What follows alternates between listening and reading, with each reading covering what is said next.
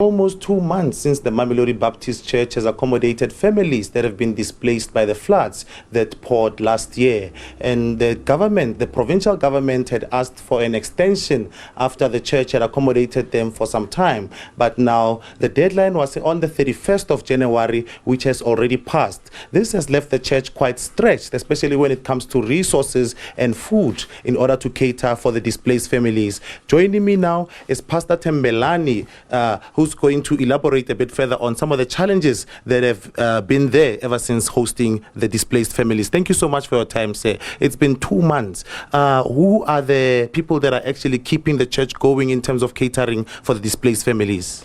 Well, people are donating food. We're having walk-ins. We have had people from different formations. We have had police. We have had individuals, and people have been donating food, and our only stress has been the perishables such as meat, veggies and fruits, especially for the kids, and something to eat for kids at school, but we have spoken to several schools. We saw that they have some feeding schemes, so at least it's much better. But the other stress is that you have kids who are in matric, we have kids who are in high school. They can't study here. It's noisy, and they sleep very late, and they have to wake up very early, especially on school days. And that has been a very serious stress. So they're struggling to do their homeworks. The other stress is that over the weekends, when we have to have church services, people must wake up as early as 4 a.m. so that the church must be cleaned and the chairs be set for the service. So that's very difficult for people, both adults and the kids. But generally, people are tired of staying here, and they really want their own space. They want their own privacy and all that. So the sooner something happens, the better. And we understand that the deadline of the people residing in church was supposed to be on the 31st, which has already passed, the 31st of January. What sort of assistance do you get from the people who requested the extension of that particular deadline? Well, you see, the challenge has always been you don't have the center. You don't have a specific person to talk to.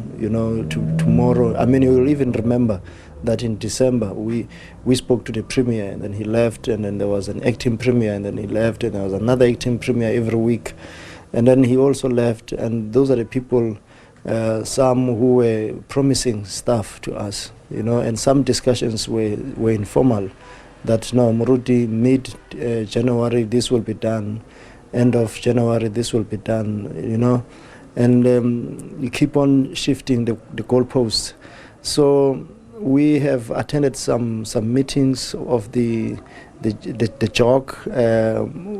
The only thing we do there, I think, is that we talk in terms of services, your home affairs, your social development, your SASA. Some work has been done there, and one is grateful. We are just left with kids for birth certificates. Unfortunately, those can't be done here. They have to go to the home affairs for those to be done.